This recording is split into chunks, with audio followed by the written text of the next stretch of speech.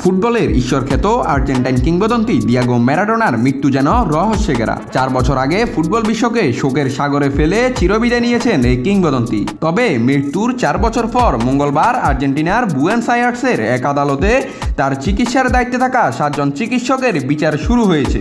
অভিযোগ চিকিৎসায় অবহেলা ও গাফিলতি।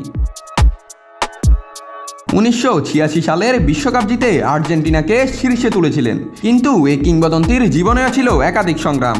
কোকেন ও অ্যালকোহল আসক্তির সঙ্গে লড়াই করেছিলেন তিনি। মস্তিষ্কে রক্ত জমাট বাঁধায় অস্ত্রোপচারও করা হয়েছিল। সুস্থ হওয়ার পথে থাকলেও 2020 সালের 25শে নভেম্বর 60 বছর বয়সে ঘুমন্ত অবস্থায় শেষ নিঃশ্বাস ত্যাগ করেন ম্যারাডোনা।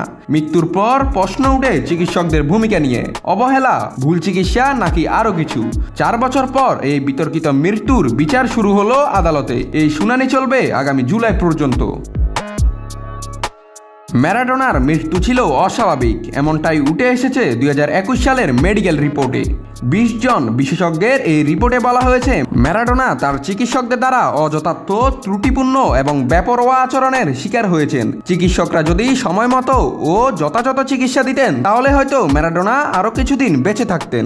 অভিযোগ প্রমাণ হলে অভিযুক্তদের 8 বছর থেকে 25 বছর পর্যন্ত কারাদণ্ড হতে পারে।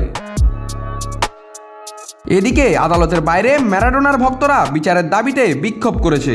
তাদের হাতে ছিল জাস্টিস ফর গড লেখা ব্যানার। তবে সত্যি কি চিকিৎসকদের অবহেলায় প্রাণ গেছে ম্যারাডোনার? সেই উত্তর মিলবে বিচার শেষে। নাত রাহুল, নিউজ না স্পোর্টস।